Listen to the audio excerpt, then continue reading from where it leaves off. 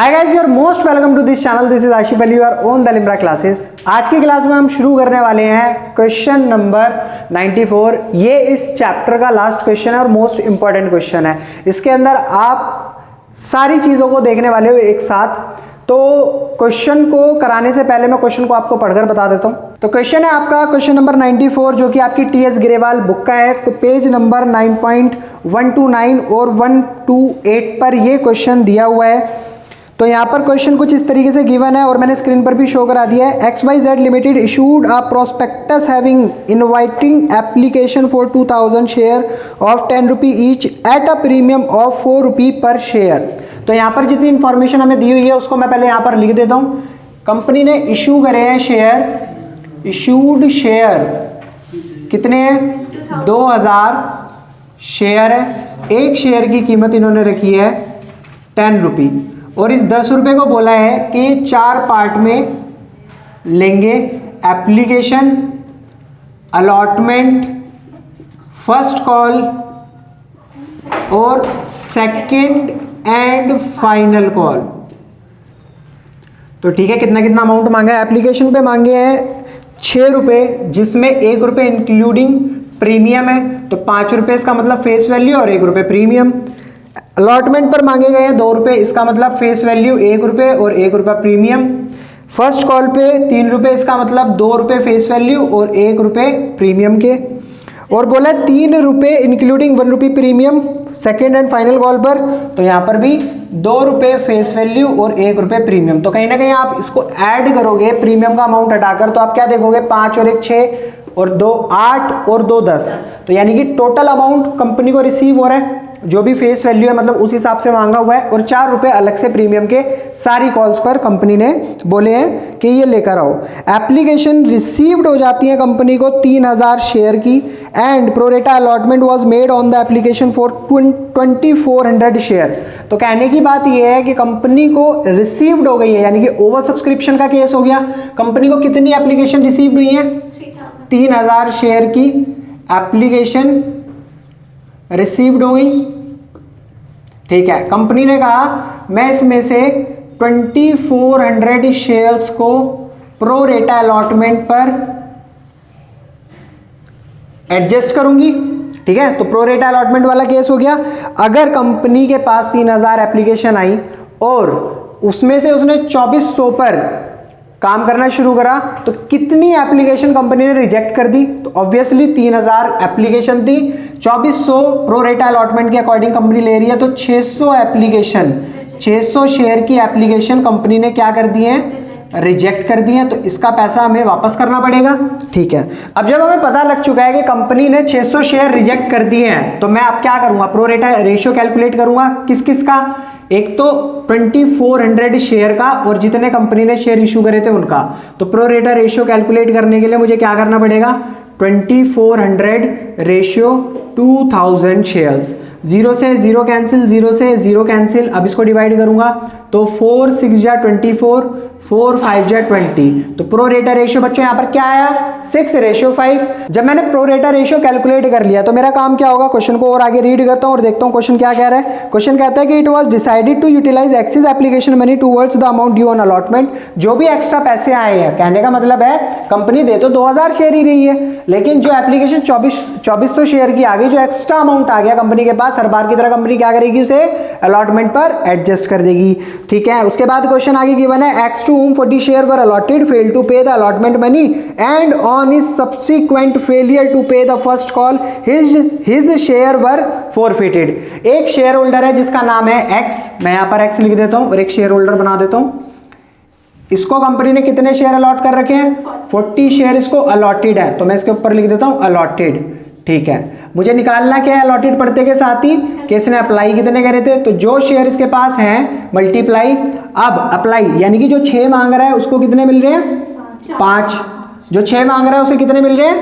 5। तो ये 6 क्या है? अप्लाइड है और 5 क्या है? अलॉटेड है। तो मेरे को क्या करना पड़ेगा? मेरे को यहाँ पर क्या निकालना है? अप्लाइड निकालना है। तो 6 ऊपर 5 नीचे, 5 से इसको डिवाइड करूंगा 8 इंटू 6 कितना होता है? 48 शेयर इसने अप्लाई करे थे, लेकिन कंपनी ने से दिए कितने शेयर?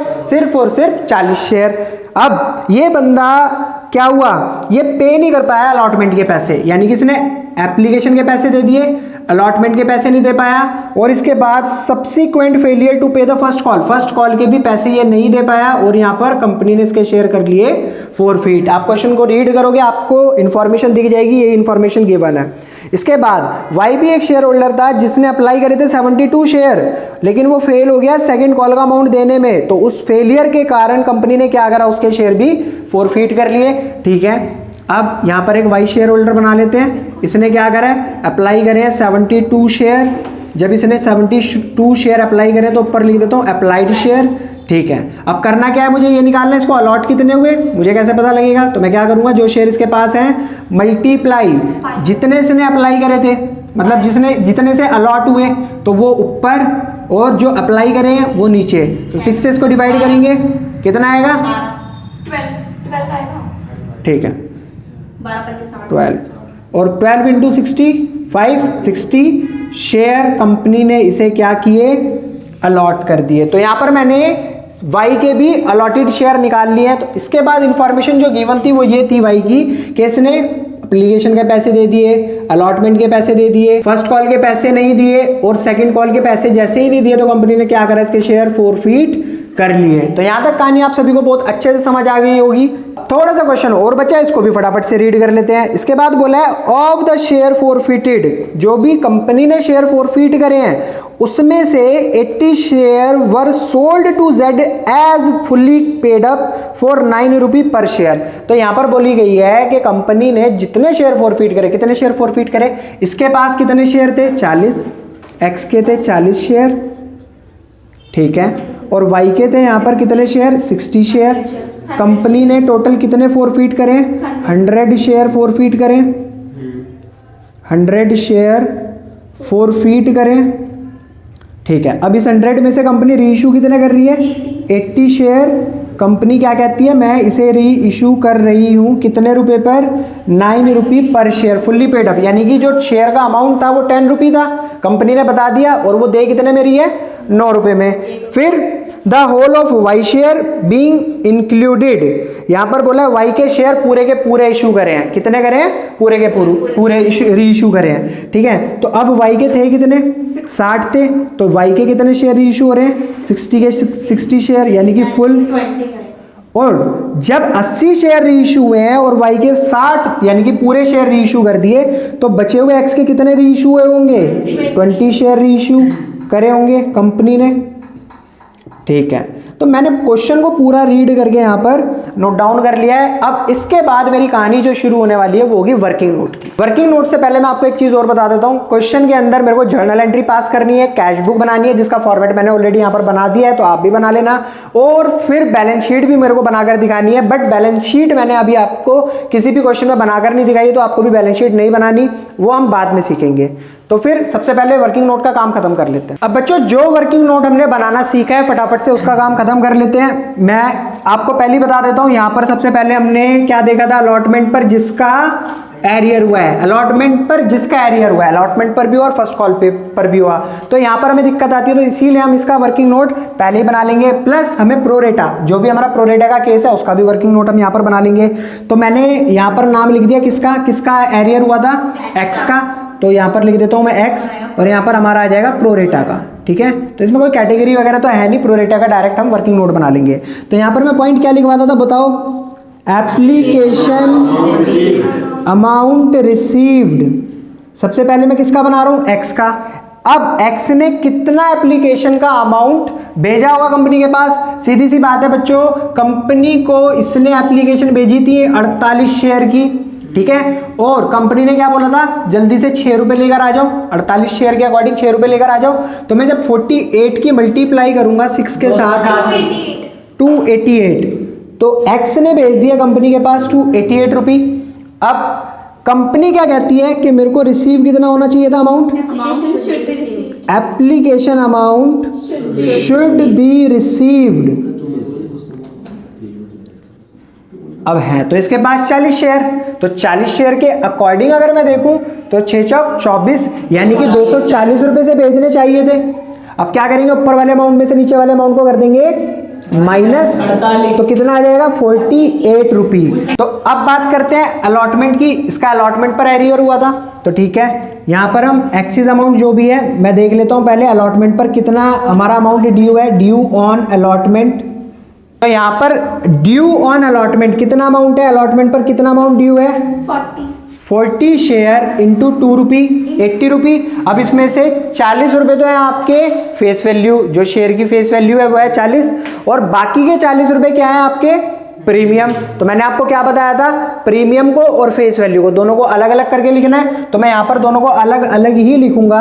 तो ये हो जाएगा 40 रुपये हमारे फेस वैल्यू के, 40 रुपये हमारे प्रीमियम के। तो कंपनी इस 48 रुपये को जो एक्सेस अमाउंट है इसे किस में पहले एडजस्ट करेगी, तो हमेशा ध्यान रखना कंपनी सबसे पहले जो एडजस्ट करती है वो करती है उसे फेस वैल्यू पर। जो कंपनी प्रेफरेंस देती है वो देती है फेस वैल्यू को, बचा हुआ अमाउंट आता है हमारा प्रीमियम पे।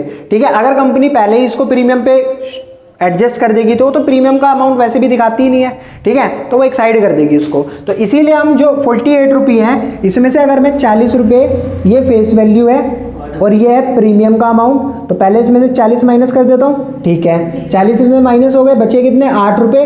8 रुपये मेरे को प्रीमियम से भी माइनस करने पड़ेंगे, तो कितने हो गए 32। तो ये क्या हो गया, ये हमारा अमाउंट कौन सा है, प्रीमियम के 32 रुपये उस एक्स ने पे नहीं करे। तो एरियर जो हुआ हमारा अलॉटमेंट पर जो प्रीमियम था 32 रुपये का, उसका एरियर हो गया। यहाँ तक आपको बात समझ आ गई होगी। बस अब इस चीज को हम लास्ट में यूज करेंगे। अब फटाफट से प्रो रेटा की वर्किंग कर लेते हैं। अब प्रो रेटा की वर्किंग करने के लिए आपको किस बात पे ध्यान देना है, आप देखो कंपनी ने 600 शेयर तो रिजेक्ट ही कर दिए, तो इसकी तो हम कोई बात करने वाले ही नहीं है। 2400 शेयर के जो पैसे आए थे, 2400 शेयर के जो पैसे आए थे कितने रुपए के हिसाब से, 6 रुपए के हिसाब से। तो फटाफट आप मेरे को ये बताओ 2400 इंटू 6 कितना अमाउंट होगा, 2600।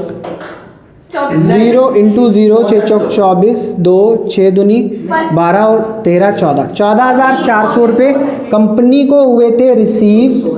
लेकिन कंपनी को होने कितने चाहिए थे, कंपनी को होने चाहिए थे सिर्फ और सिर्फ 2000 शेयर के 6 रुपये के हिसाब से, 6 दूनी 12,000 रुपये रिसीव होने चाहिए थे। एक्सेस अमाउंट यहाँ पर कितना हो गया हमारा 14,400 माइनस 12,000 यानी कि 2,400 रुपये हो गया एक्सेस अमाउंट। अब देखेंगे कि अलॉटमेंट पर कितने पैसे आने थे, कंपनी के कितने पैसे आने थे, शेयर कितने हैं 2000, कंपनी ने मांगे कितने 2 रुपये अलॉटमेंट पर, जिसमें से 1 रुपये आपके किसके थे, 1 रुपया था आपका फेस वैल्यू का और 1 रुपया था प्रीमियम का। खैर हमें यहाँ पर इतनी गणित करने की जरूरत नहीं है जितनी हमने यहाँ पर करी है। हम सारा का सारा इसको ऐसे ही लिख देंगे। ड्यू ऑन अलॉटमेंट कितने रुपए चाहिए, 2000 इंटू 2 4,000 रुपये। अब मैं क्या करूँगा 2400 को एडजस्ट करा दूंगा, 2400 एडजस्ट हो गए तो 4,000 माइनस 2400 कितने बचे, 1600 रुपये मेरे क्या थे, ड्यू थे, एरियर नहीं था ये ड्यू थे। अलॉटमेंट पर अमाउंट ड्यू था यानी कि 1600 रुपये और आने चाहिए थे, जिसमें से एक बंदा एक्स था जिसने 32 रुपये नहीं दिए, जिसने 32 रुपये नहीं दिए। तो कंपनी को रिसीव कितना हुआ अमाउंट, फटाफट से 1600 माइनस 32 करके दिखाओ। 1600 माइनस 32, 10 में से 2 गया 8, 9 माइनस 3 1568। ठीक है, लड़की पर भरोसा करके हम यहाँ पर लिख देते हैं 1568 रुपये का अमाउंट यहाँ पर हमें रिसीव हुआ है। 32 रुपये का अमाउंट जो SPR का था, मैंने बताया था ये अमाउंट किसका था, SPR का, ये रिसीव नहीं हुआ।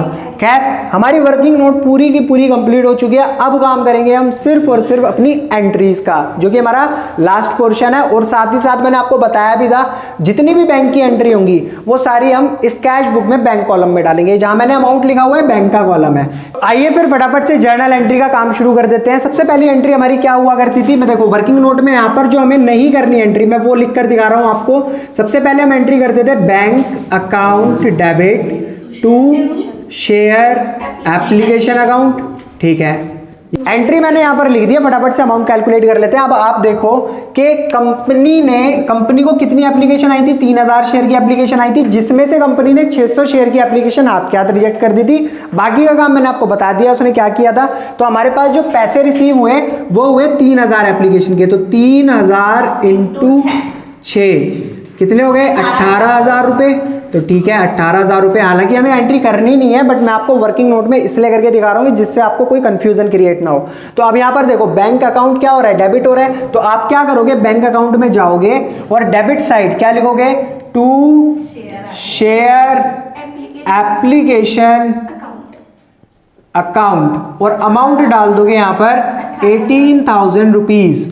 अब इस एंट्री का कोई काम नहीं है, इसको यहाँ से मिटा देते हैं। ठीक है, इसको मिटा दिया। अब आए थे इसकी सेकंड एंट्री पर, जो हम दूसरी एंट्री करा करते थे, वो क्या हुआ करती थी, share application account debit to share capital account, to security premium, very good, to security premium reserve account, to share allotment account, क्योंकि कंपनी ने क्या करा था, अलॉटमेंट पर भी पैसे एडजस्ट करे थे, और टू बैंक अकाउंट, और यहाँ पर क्या हुआ था, कंपनी ने पैसे भी रिटर्न करे थे। अब शेयर एप्लीकेशन आई कितने की थी बच्चों, 18,000 रुपए की, जिसमें से एक्चुअल में जो शेयर कैपिटल यहाँ लिखा है ना, मैंने बताया था फेस वैल्यू यहाँ पर लिखते हैं हम, तो फेस वैल्यू क्या थी शेयर की, 5 रुपए, और कितनी एप्लीकेशन के चाहिए थे पैसे, 24,000 नहीं 2,000 शेयर के, तो 2,000 इंटू 5 कितना हो गया, 10,000 रुपए।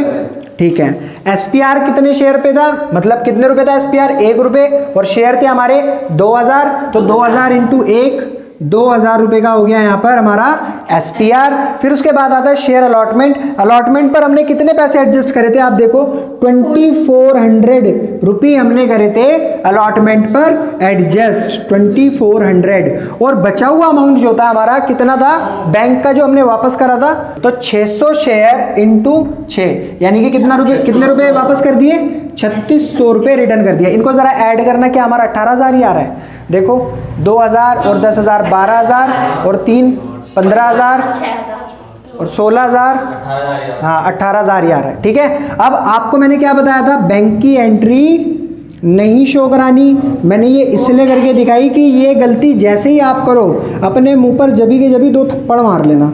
ठीक है, तुम्हें याद आ जाएगा कि हमने क्या गलती करी है। समझ आई बात, नहीं आई? तो बैंक की एंट्री कहाँ पर लेकर जानी है आपको, बैंक अकाउंट में क्रेडिट साइड, किस नाम से लेकर जाओगे, बाई शेयर एप्लीकेशन अकाउंट, और अमाउंट आ गया 3,600 रुपी।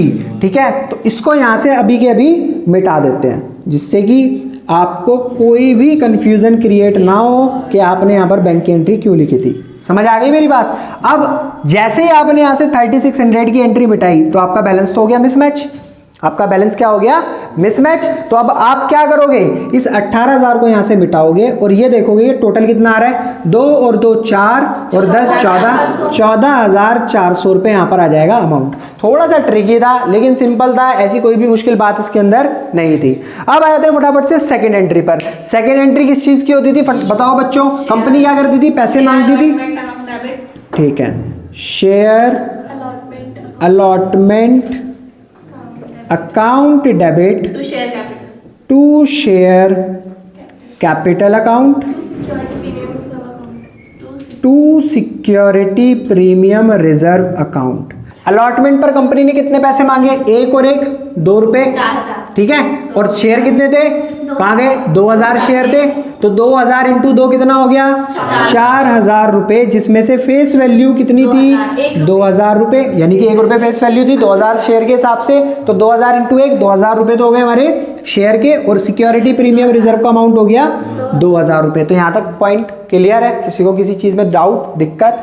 अब जो नेक्स्ट एंट्री होगी हमारी, वो किस चीज की होगी, पैसे मिलने की एंट्री। तो अमाउंट मिलने की एंट्री हम क्या करते थे, बताओ जल्दी। बैंक अकाउंट यहाँ पे थोड़ा करेंगे, कोई बात नहीं, लेकिन बाकी की तो एंट्री आएंगी ना हमारी इसमें।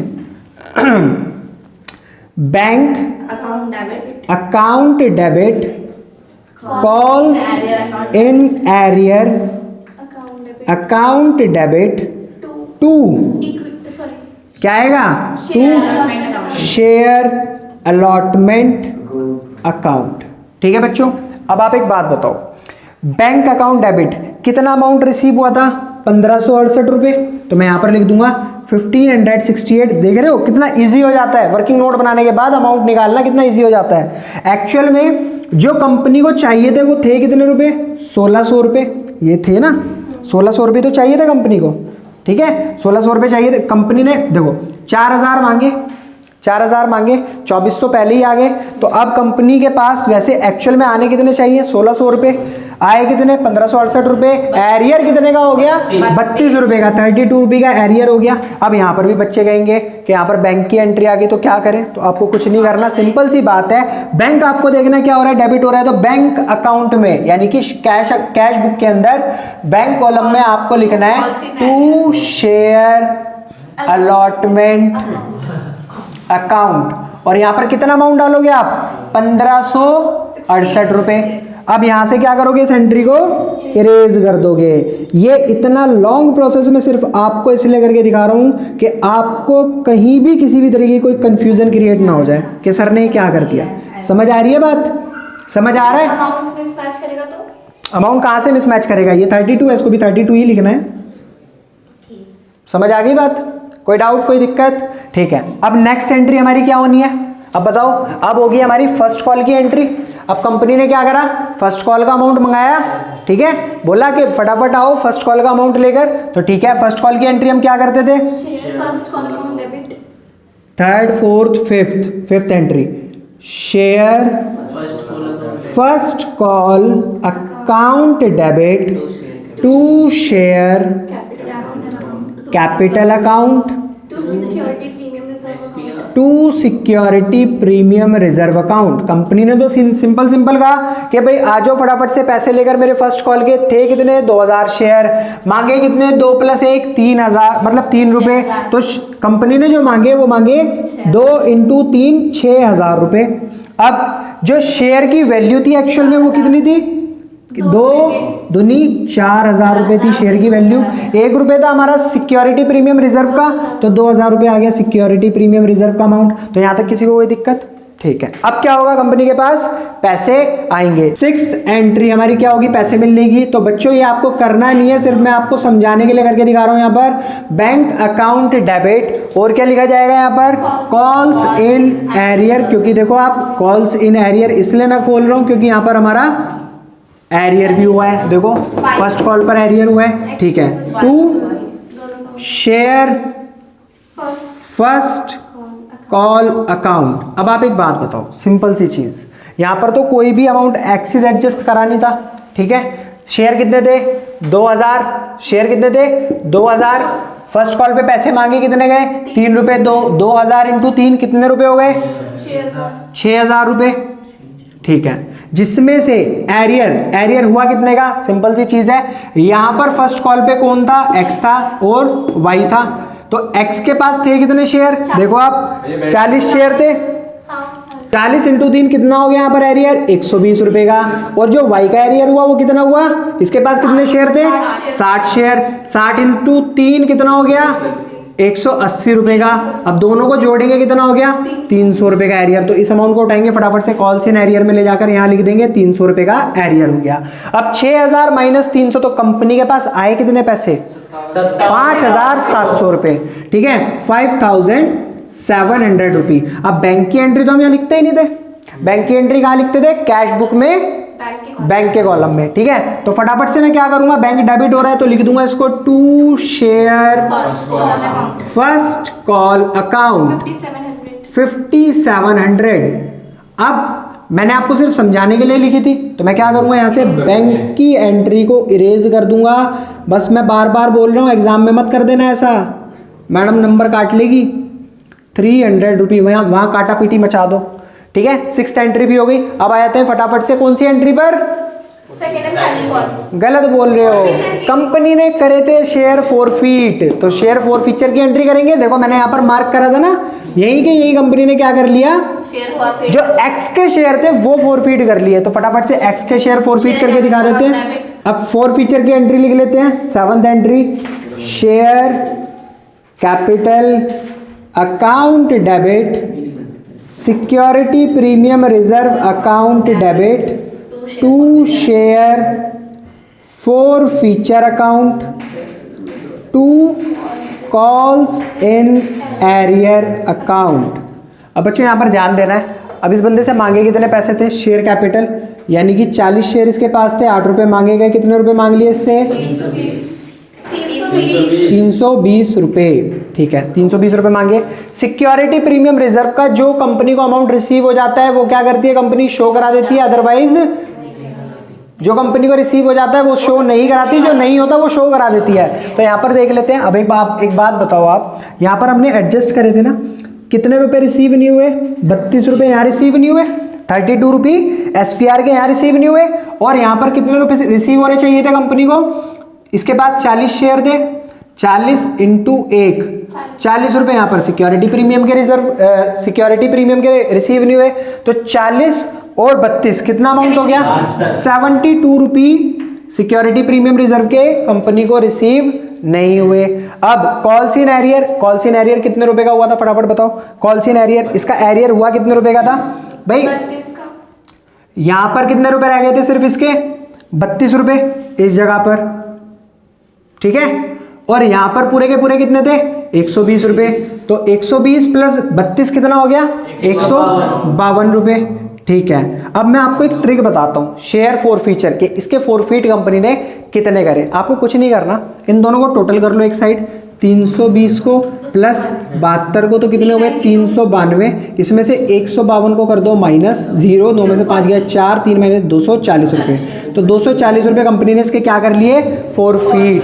ध्यान रखना आगे से जब भी कभी आप बैलेंस निकालोगे शेयर फॉरफीचर में, कुछ इस तरीके से ही निकालोगे, अमाउंट जल्दी आ जाएगा। ये एक शॉर्ट ट्रिक है, ठीक है, क्लियर है मेरा पॉइंट। और इसको मार्क कर लेंगे हम लास्ट में ए, ये अब हमें कैपिटल रिजर्व का अमाउंट निकालने में मदद करेगा, ठीक है सर। अब हमने यहाँ पर एक्स के तो शेयर कर लिए पूरी तरीके से फॉरफीट, अब बचा कौन, वाई, अब बचा कौन, वाई। तो फिर अब एक काम करते हैं, फटाफट से सेकंड और फाइनल कॉल की एंट्री कर लेते हैं, क्योंकि इसके बाद कोई इंफॉर्मेशन तो है नहीं ना हमारे पास। शेयर फॉरफीट करने के बाद तो सीधा हमें कौन सी एंट्री करनी पड़ेगी, सेकंड एंड फाइनल कॉल की। तो सेकंड एंड फाइनल कॉल की एंट्री में कंपनी क्या करेगी, पैसे मांगेगी। पैसे मांगेगी किस तरीके से, share second and final call account debit to share capital account, to share capital account, to security premium reserve account, to security premium reserve account. अब सेकंड एंड फाइनल कॉल पर कितने पैसे मांगे गए, देखो आप, 2 और 1 3, और शेयर अब बचे कितने हैं भाई, पहले हमारे पास थे 2000 शेयर, एक बंदे के हमें अभी अभी बिल्कुल अभी अभी 40 शेयर क्या करके आ रहे हैं, फॉरफीट करके आ रहे हैं, वो तो गया। तो बचे कितने, 1960 शेयर। अब 1960 मल्टीप्लाई बाई 3, 1960 मल्टीप्लाई बाई 2, 0 6 दूनी 12 हासिल 1, 2 में 18 और 1 19, 1 2 एकम 2 और 1 3, 3920 रुपये तो हमारी होगी शेयर की फेस वैल्यू। अब इसमें प्रीमियम रिजर्व कितना था, 1960 था हमारा सिक्योरिटी प्रीमियम रिजर्व का अमाउंट। ये मांग लिया कंपनी ने अपने सेकंड एंड फाइनल कॉल के। अब क्या होता है, अब जो है हम बैंक की एंट्री करते हैं, लोग बाग पैसे ले लेकर आते हैं, ये हो गई हमारी 9th एंट्री। अब पैसे लेकर आएंगे तो bank account debit, calls in arrear account debit to share second and final call account, ठीक है, second and final call account. अब सिंपल सी चीज़ है, आप एक बात बताओ, कंपनी को एक्चुअल में रिसीव कितने रुपए होने चाहिए थे, इसमें तो कोई ऐसा एक्सेस अमाउंट था नहीं ना जो एडजस्ट कराओ, तो कंपनी को रिसीव होने चाहिए थे 5880 रुपये। एरियर कितने रुपए का हुआ था, अब आप देखो यहाँ पर एरियर सिर्फ और सिर्फ वाई का हुआ था, कितने रुपए का, 60 शेयर इंटू 3 रुपये, 6 18, 180 रुपये का एरियर हो गया, ठीक है। तो कंपनी को कितने रिसीव हुए, अब 5880 में से 5700 रुपये कंपनी को रिसीव हो गए, ठीक है, क्लियर है। अब जैसे ही एरियर होता है वाई का, तो कंपनी क्या करती है, फॉरफीट करती है। मगर फॉरफीट करने से पहले मुझे क्या करना पड़ेगा, इस बैंक की एंट्री को लिखना पड़ेगा कैश बुक में। मुझे पता था आप लोग भूल गए हो इसको। To share second and final call account, कितना अमाउंट हो गया, 5700, ठीक है। अब यहाँ से बैंक की एंट्री को हम मिटा देंगे फटाफट से, और सिर्फ यहाँ पर रहने देंगे 180 लिखा हुआ, क्लियर है मेरा पॉइंट, ठीक है। अब कंपनी क्या करेगी, शेयर फॉरफीट कर लेगी वाई के भी, तो फटाफट से वाई के भी शेयर फॉरफीट करके दे देते हैं, share capital account debit security premium reserve account debit to share for future account Two calls in arrear account. To calls in arrear account. तो क्लियर है मेरा पॉइंट। अब वाई के पास है सिर्फ 60 शेयर मल्टीप्लाई बाई 10 जो कि शेयर की फेस वैल्यू है, तो 600 रुपए। अब इसका जो सिक्योरिटी प्रीमियम रिजर्व का अमाउंट था कहाँ कहाँ रिसीव हुआ और कहाँ कहाँ नहीं हुआ, सिंपल सी चीज है। अब आप एक चीज देखो, यहां पर इसने दे दिया, यहां पर इसने दे दिया, इसको कंपनी शो नहीं कराएगी। जहां पर नहीं दिया वहां पर शो कराएगी। तो 1 रुपए यहां पर नहीं दिए और 1 रुपए यहां पर नहीं दिए, तो 2 रुपए सिक्योरिटी प्रीमियम रिजर्व के रिसीव नहीं हुए, तो यानी कि 120 रुपए रिसीव नहीं हुए। एरियर कितने रुपए का हुआ इसका? अब सिंपल सी चीज है, यहां पर इसने फर्स्ट कॉल पे भी पैसे नहीं दिए और फाइनल कॉल पे भी पैसे नहीं दिए, तो यहां पर तो एरियर जो था इसका 180 का था, यहां पर एरियर कितना था? 180 का। तो 180 प्लस 180 कितना हो गया? 360। तो 360 रुपए का हो गया एरियर। और मैंने फोरफीट वाला अमाउंट कैसे कैलकुलेट करने के लिए बताया आपको, आप क्या करोगे, इन दोनों को ऐड कर दोगे और 360 पे से माइनस कर दोगे तो कितना आएगा? 360 रुपए का हो गया यहाँ पर फोरफीचर। तो कंपनी ने 360 रुपए क्या कर लिए? फोरफीट। अब इसको हम मार्क करते थे ए। अब बस क्वेश्चन बिल्कुल खत्म ही होने जा रहा है, थोड़ा सा लेंदी हो गया क्वेश्चन, मैंने इसलिए लेंदी कर दिया क्योंकि आपको समझाना भी है, बिना समझाए तो बात बनेगी नहीं। सिंपल सी चीज है, फटाफट से करते हैं हम रीइशू की एंट्री। तो रीइशू की एंट्री क्या होती है, जल्दी से बताओ आप लोग। Bank account debit, bank account debit, share for future account, share for future account debit share capital account. To share capital account. बस बस ठीक है। अब कंपनी ने कितने शेयर रीइशू करे थे? मैंने देखो यहाँ पर लिखा था 80 शेयर रीइशू करे। एक शेयर की कीमत कितनी रखी?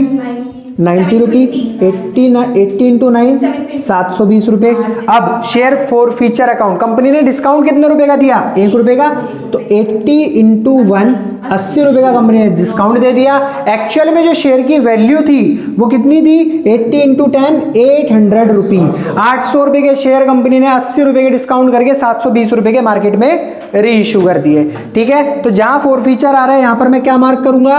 बी, क्योंकि ये कैपिटल रिजर्व का अमाउंट निकालने में मदद करेगा। तो हमारे पास एक ए ये है, एक ए ये है और एक बी है। मगर हमने रीइशू तो कर दिया, लेकिन हम बैंक की एंट्री तो करते थे कहां पर? कैश बुक में, बैंक कॉलम में। तो यहां पर क्या हो रहा है? बैंक डेबिट हो रहा है, तो मैं यहां पर किस नाम से डाल दूंगा? टू शेयर कैपिटल अकाउंट 720 रुपए। ठीक है, और यहां पर एंट्री हो जाएगी मिसमैच, तो इसको मैच कराने के लिए मैं इसको यहां से कर दूंगा इरेज, बैंक के कॉलम को, बैंक की एंट्री को यहां से कर दूंगा और नीचे जो 800 है इसको कर देंगे 80। तो यहां तक आपको सारी बातें समझ आ गई होंगी। कैपिटल रिजर्व की एंट्री क्या हुआ करती थी? Share for future account debit, share for future account debit, for future account debit to capital reserve account. Reserve account. तो यहां तक कोई दिक्कत? एंट्री हमने कर दी है, सिर्फ और सिर्फ क्या अमाउंट कैलकुलेट करना है? कैपिटल रिजर्व का। मैंने आपको तरीका बता रखा है, पहले क्या दे रखा है? ए। तो 240 मल्टीप्लाई एक्स के कितने शेयर रीइशू करे, कितने फोरफीट करे, तो फटाफट से देख लेते हैं। एक्स के हमने करे थे सिर्फ और सिर्फ 40 शेयर रीइशू, तो रीइशू वाला अमाउंट आता था ऊपर, और फोरफीट कितने करे इसके? 80 शेयर, ब्रैकेट क्लोज, प्लस दूसरा अमाउंट ए जिसके आगे लिखा है हमने वो आ रहा है 360 मल्टीप्लाई, यहां पर वाई के जो शेयर थे 60 के 60 फोरफीट कर लिए और 60 के 60 ही रीइशू कर दिए। इसको भी ब्रैकेट में बंद करेंगे, माइनस कर देंगे बी वाला अमाउंट 80 रुपी। ठीक है, 80 रुपीज में से माइनस कर दिए, 0 से 0 कैंसिल, 4 एकम 4, 4 दूनी 8, 2 से इसको काटा, 2 एकम 2, 2 दूनी 4, 120 आ गया ये। ठीक है, प्लस 60 से 60 कैंसिल, 360 आ गया ये, ब्रैकेट के अंदर माइनस 80, इन दोनों को ऐड कर देंगे 0, 6 और 2 8, 3 और 1 4, माइनस 80, तो कितना हो गया? 400 रुपए। तो ये अमाउंट हमारा चला जाएगा कैपिटल रिजर्व में। मैंने कैपिटल रिजर्व का अमाउंट भी कैपिटल रिजर्व की एंट्री के सामने लिख दिया, आपने देख लिया होगा। अब हमारा यहाँ पर छोटा सा काम ये रह गया है कि जो कैश बुक है जिसकी एंट्री हमने, जिसमें हमने बैंक की सारी एंट्री डाली थी, इसका टोटल करने का काम रह गया है। डेबिट साइड का अगर आप टोटल करोगे तो कितना आएगा? 31,688। इसी अमाउंट को हम लिख देंगे इस साइड क्योंकि यहाँ का ज्यादा था। अब 31,688 में से माइनस कर दोगे आप 3600 रुपी को, तो आपका अमाउंट बचेगा यहाँ पर क्या? 28,088 कितना? 28,088 28,088। और इसको हम किस नाम से डालते थे? By balance CD। By balance CD। तो यहाँ पर हो चुका है हमारा कैश बुक का भी अमाउंट कैलकुलेट, और इसी के साथ पूरा क्वेश्चन भी खत्म हो चुका है। तो अगर आपको क्वेश्चन बहुत अच्छे से समझ आया तो प्लीज वीडियो को लाइक कमेंट शेयर जरूर कीजिएगा। वीडियो में कोई भी पार्ट अगर आपका ऐसा रहा हो जो आपको समझ ना आया तो आप कमेंट सेक्शन में मेरे को मेंशन करके जरूर बताइएगा। मिलते हैं आपसे अगली वीडियो में अगले क्वेश्चन के साथ।